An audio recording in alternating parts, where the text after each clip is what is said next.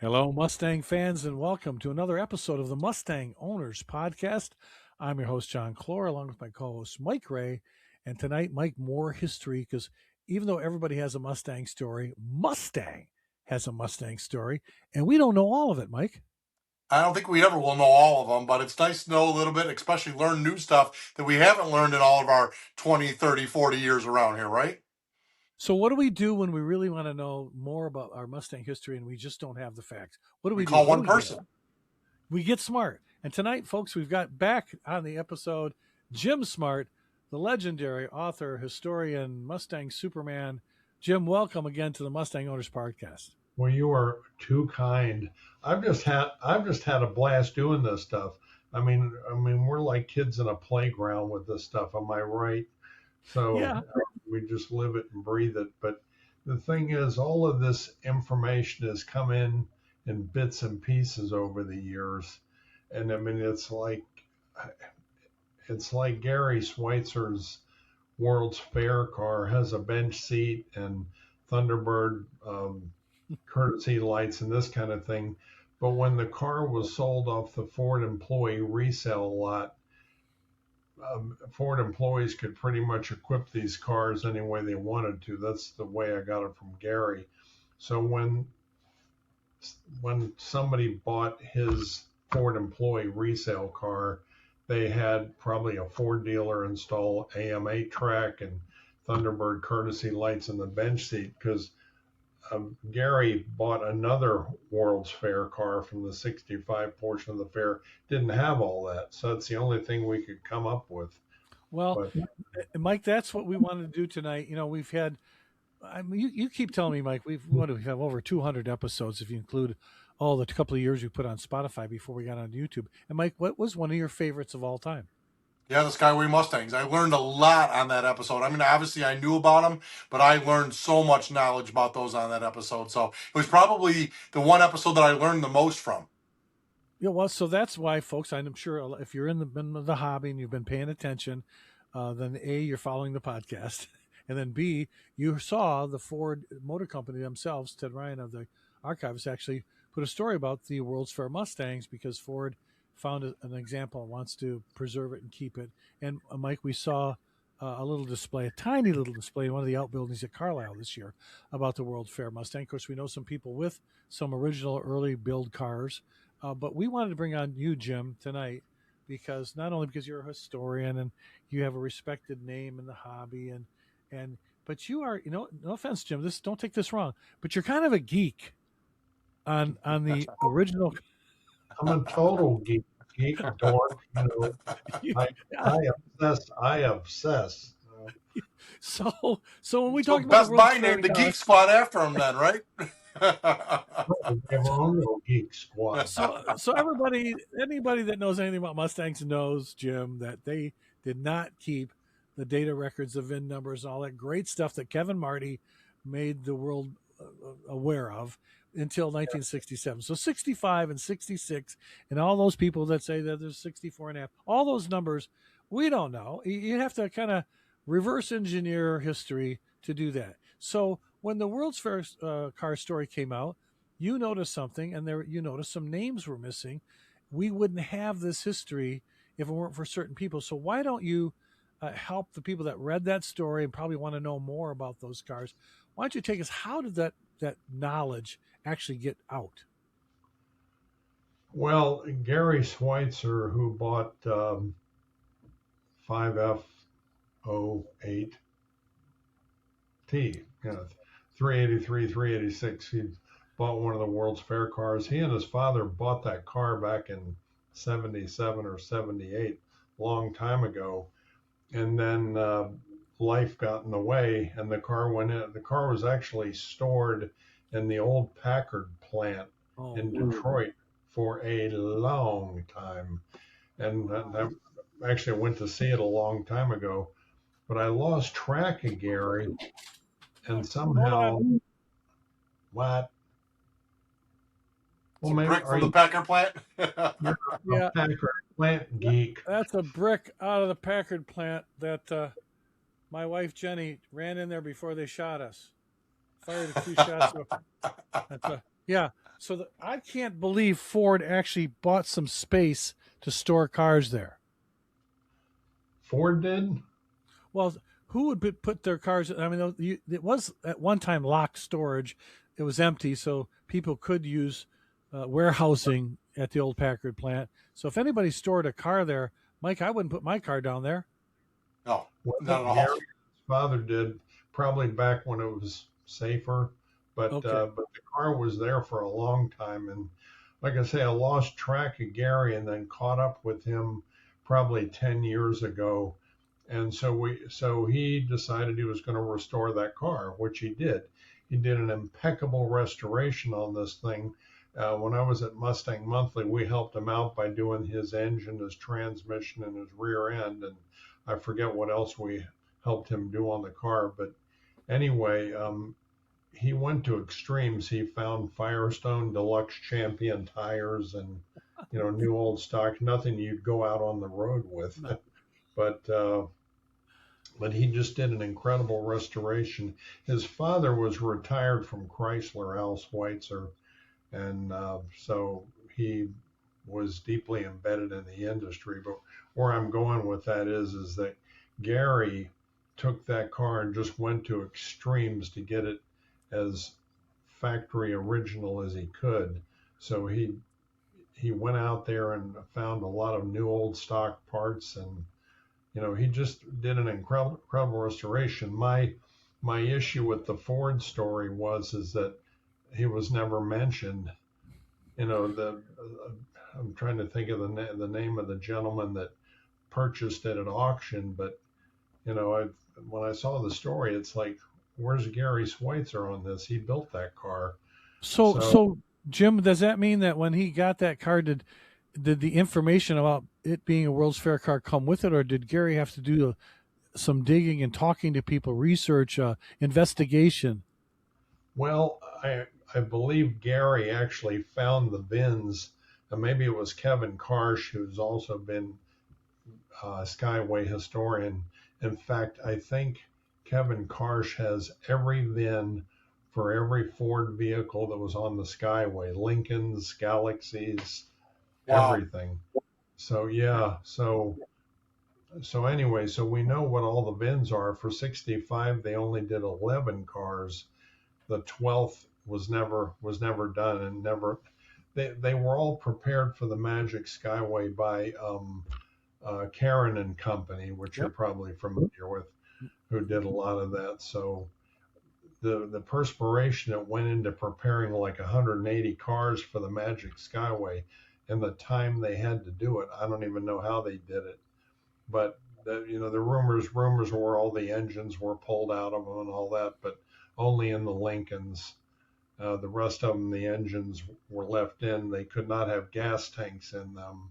Mm-hmm. So they took those out, and I don't know if I'm wandering off subject here. Oh no, I because Mike and I were talking about this earlier, and Mike, how many stories have we heard about people buying stuff off the B lot that they shouldn't have? Didn't when Janine Bay talked about doing the '95 Mustang, and somebody bought a GT with the SVT removable hardtop. Remember Mike?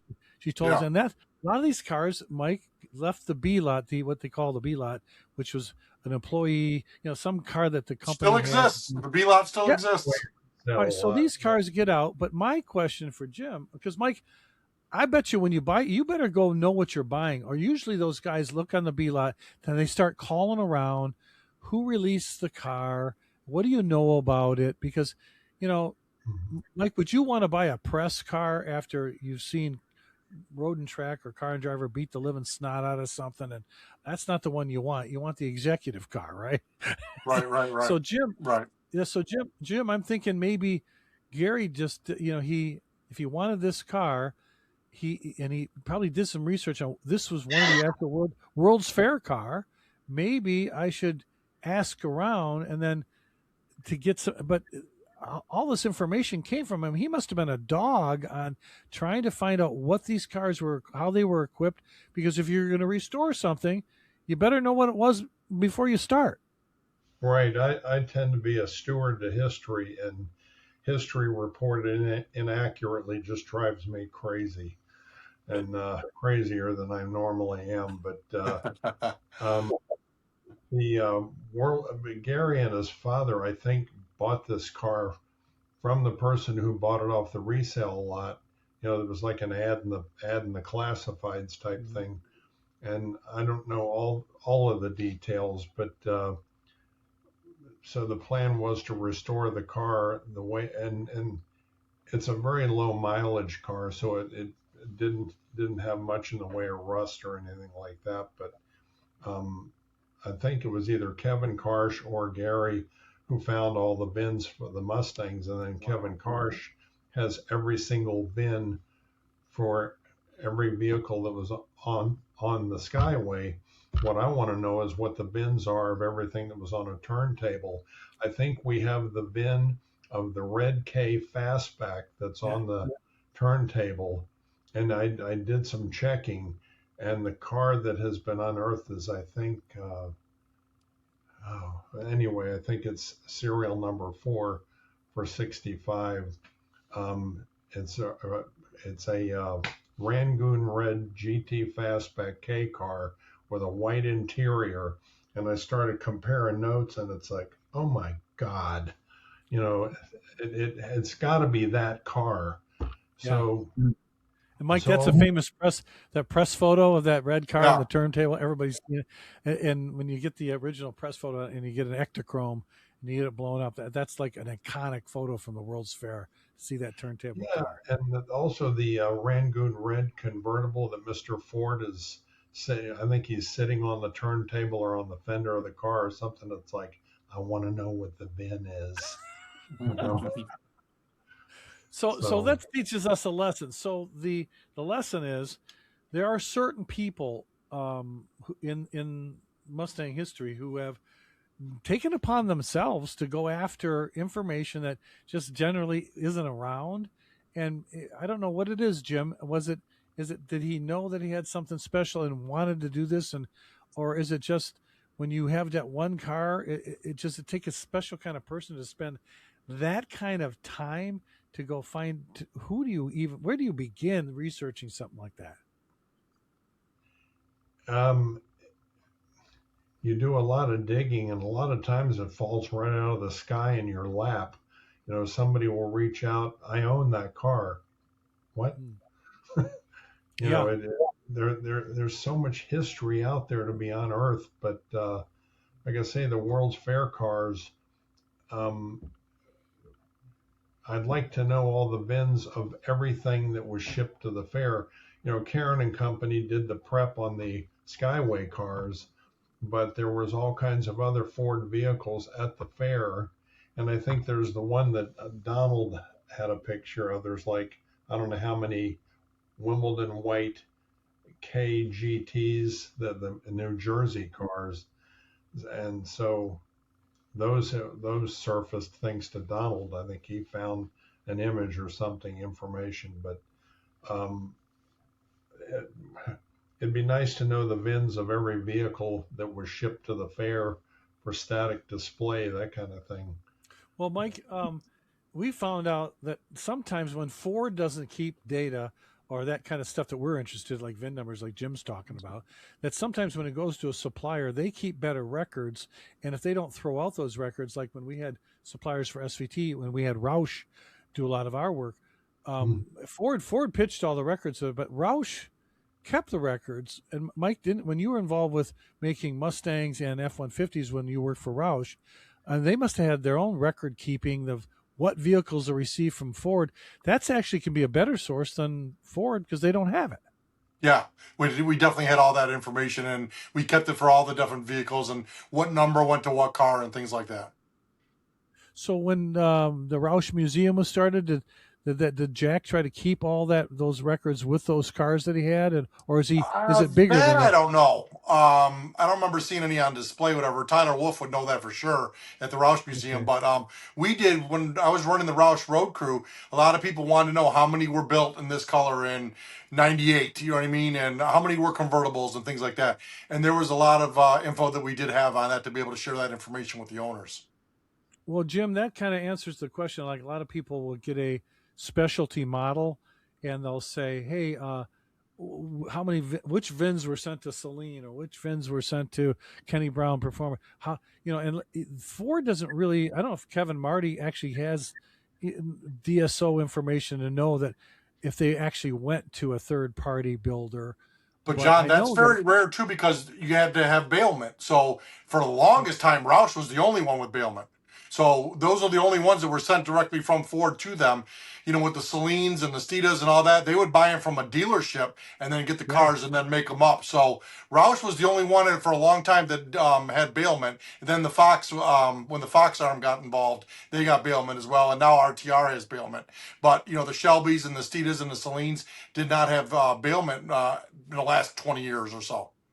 Well, Jim, that had to make it even doubly hard because you'd have, like you said, you'd have to find someone who knew something, and then that would give you another lead, and they'll give you a different phone number because Ford did not have a piece of paper and said, these are the ones we sent here, these are the ones we sent there. Although some of those suppliers did have that paper. Is that how you think he got all those VIN numbers of the Skyway cars?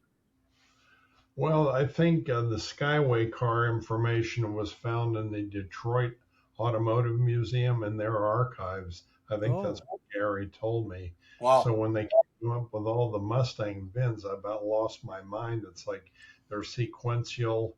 They were not all built at the same time, but this reminds me of something. In my archives is Ford Motorsport paperwork from 64, 65.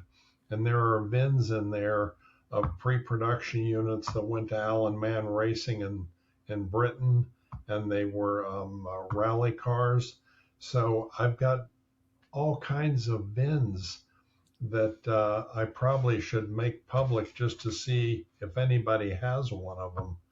And I have found consecutively numbered cars, for example.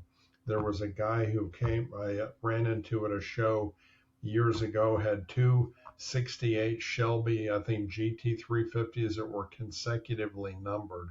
What are the odds of buying one of those and then finding another one consecutively numbered? That in itself is a podcast. Yeah, for sure. Well, Mike and I do know a guy who keeps impeccable records, especially about those early 64 and a half rally cars. And Mike, that's Lee Holman. Yeah. Yeah, he has a lot of documentation on that too. His dad has every documentation of every VIN that they sent to do the Falcon rally cars, the Mustang rally stuff, all the suspension work that they did that was sent over to Shelby's shop after they won the rally. He has his records. He has blueprints of 289 and 427 engines that Ford doesn't even want anymore. And it's those kind of people, Jim, that have an uncanny interest in a particular piece of Ford history that without them, I don't know if we would ever uncover some of the things like a World's Fair car. What are the odds of a geek like me seeing that paperwork you're talking about? I'm like the over my desk. Lee is probably one of the most amicable guys. Mike, I'm sure if we can get Jim down to the shop down there at Holman and Moody. Oh, Lee will talk to you all day. I would just be afraid, Mike, to put Jim Smart and Lee Holman in the same room and start talking about stories. We'd miss dinner. Just turn the camera on. That's all. Just let it roll. Hey, bring a sack lunch. That's right. That would be. So for the last year, Mike, since you were able to score Edsel Ford the second on the podcast, Jim's been wanting me to try to get Edsel and Henry together to do an interview. And those guys don't, even though they're not with the Ford Motor Company anymore, they're with the Philanthropy and Edsel's retired, they're never on the same schedule. Today, Edsel just wanted to, I guess he's going to the Lincoln homecoming at the Gilmore. And and Henry's going this direction. And so, Jim, I think that what we need to do is just take you there, sit you down, and so that you can, I know you, I'm just afraid of all the questions you're going to ask may last 2 to 3 days. Ain't nothing wrong with that. I was thinking more like a week, but okay. Well, I enjoy reading your interviews in Mustang Times, Jim, and you'll be able to sit down with the likes of Jack Telnack and Lehigh Coca, and because you're not and again, this is a compliment. You're not the typical journalist who asks the same old questions. You ask stuff like, which make people uncomfortable because they don't really know they don't know the answers. But you ask the questions that they They don't don't know want answers. to reveal the answer. Okay, But maybe that's no, I would love to sit down with Edsel and Henry. I don't know how doable that is, but I like the idea of them being on the podcast. That'd be interesting. But it's yeah. impossible to Yeah, tape. maybe we get them all to join here. Father and son, and then here comes Jim Smart's picture in there.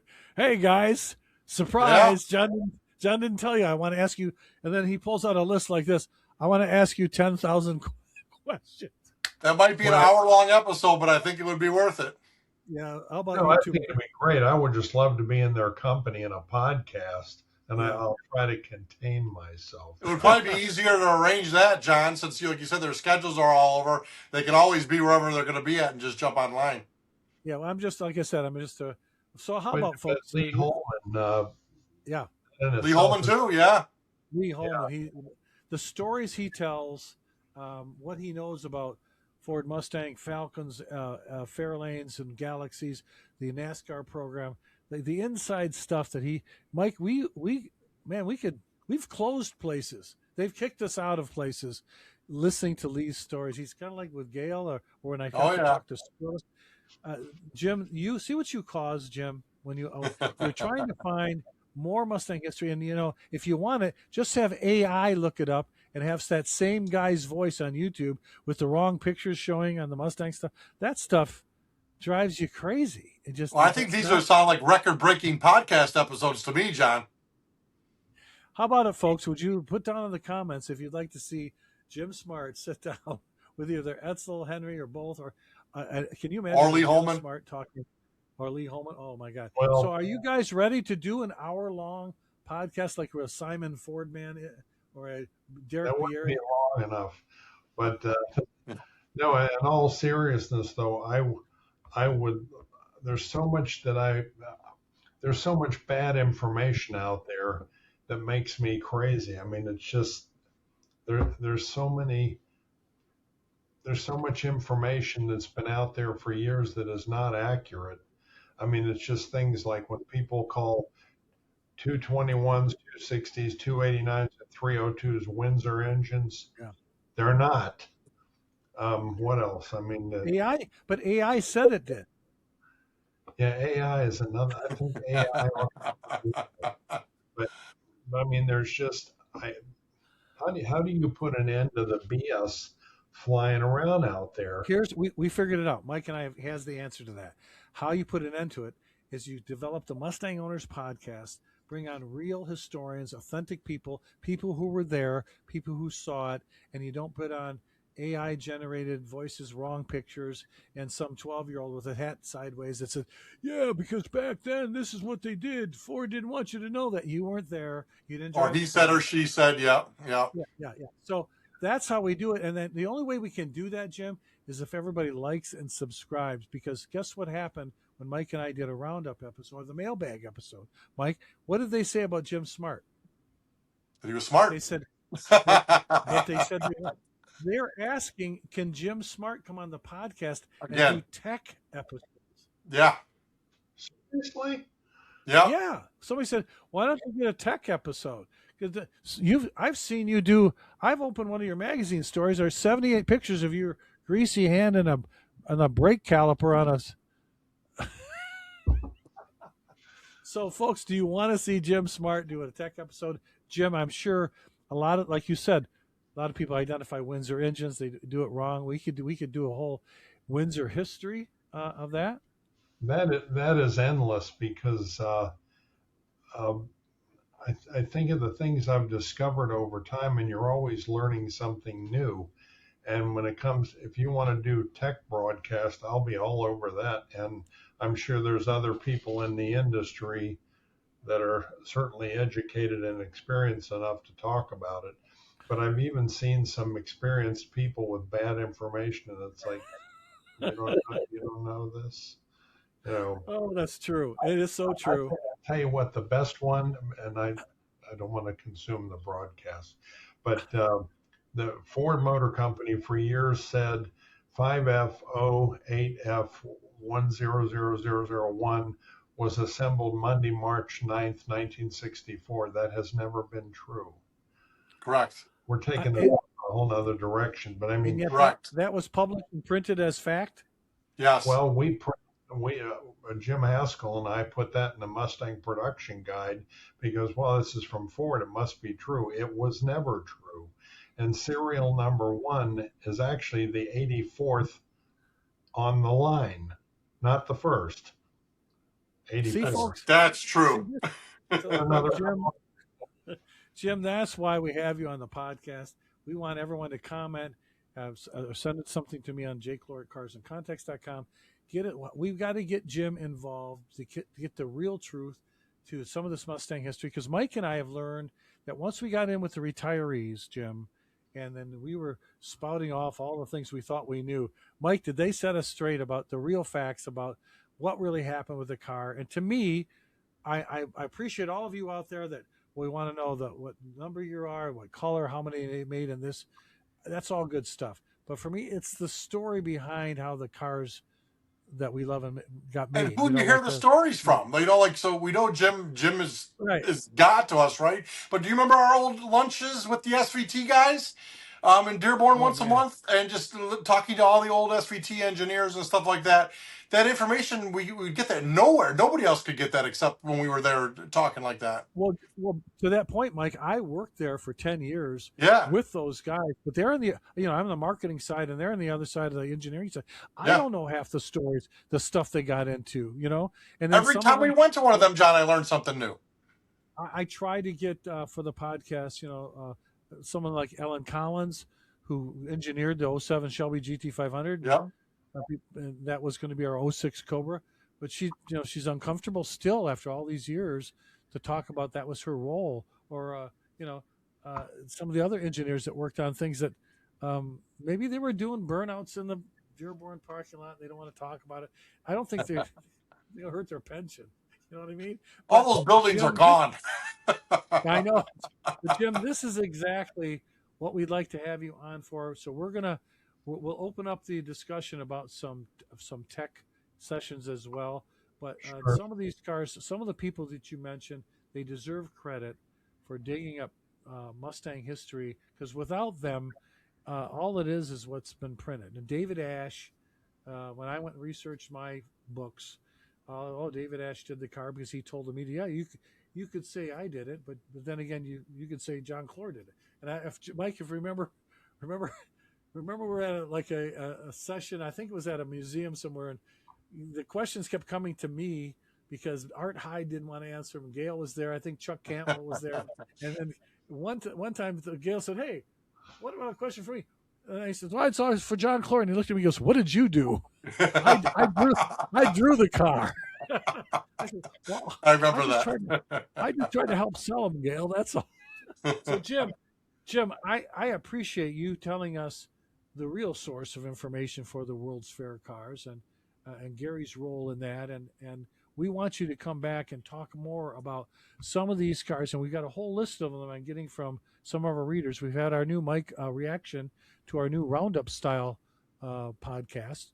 And I think we should have Jim on regularly to help us steer people in authentic, real Mustang people that you can only get on the Mustang Owners Podcast. Jim Smart, how do we do what I want to do, John? I wanted to, and I don't know, Jim I'm sure he has some knowledge on this as well, and I don't know a lot of it, but I would love to learn more, is about the Carcraft, right? The Carcraft building in Brighton, when they were doing the 429s, and, I want to learn more about that, like Jack Roush's car is going up for auction, which is KK number 429, very soon. The one that Evan Smith just did a whole episode on, but that's going up for sale like in the next week or so, I think, in Meekum.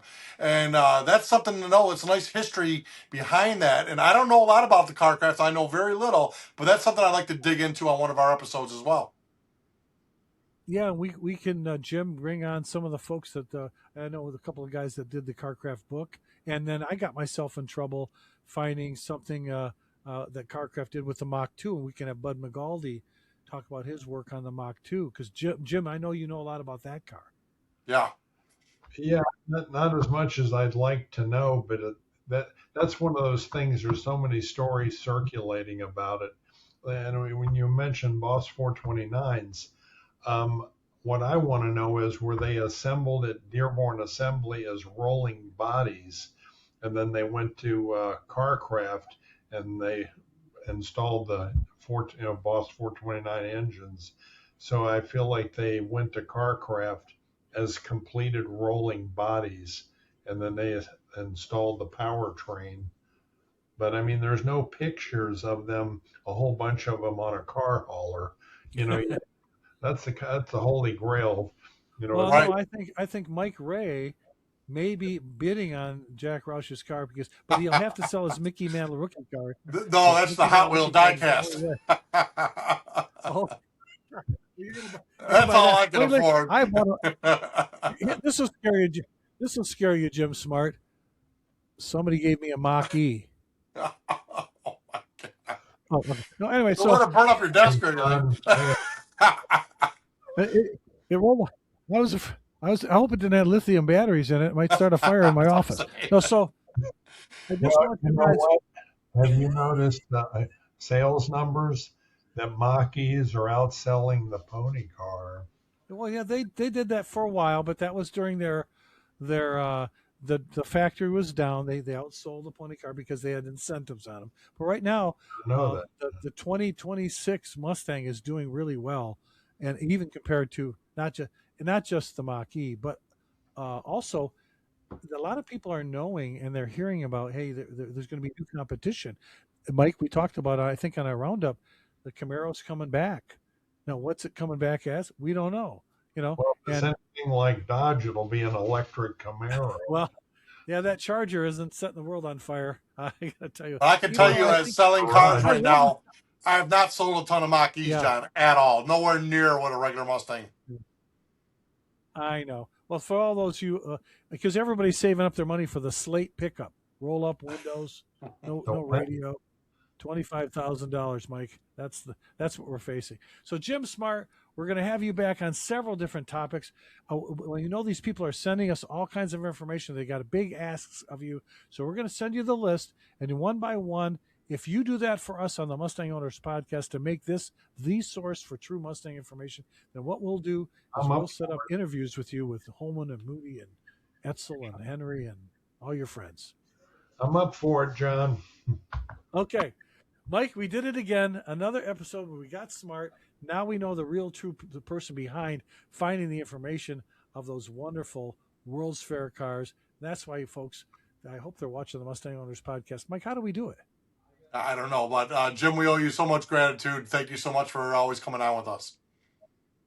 Oh, pleasure. I like batting this stuff around, and I just felt like Gary, and then Kevin Karsh, another guy you don't hear a whole lot about, but he probably knows more about World's Fair cars than anybody on the planet. And I never heard his name until today. Gary I heard before, but I never heard of Kevin. Kevin Karsh, okay? All right, Jim, you can bring him on the podcast anytime. And folks, all you have to do is like and subscribe. Follow that little button down there and hit the notification bell that you want to know every time a new episode is uploaded on Mondays, usually. Thanks to our great new producer, Dan Brockstein. So we want you guys to keep the Mustang questions coming. Comment down below. Make sure we can beat this YouTube algorithm and get this Mustang information where it belongs, right in your back pocket. So thanks for joining us tonight. Thanks so much to our great guest, as always, Jim Smart. Mike, every time we have Jim on, it's always fun. So make sure you guys like, subscribe, and we're going to catch you next time down the road.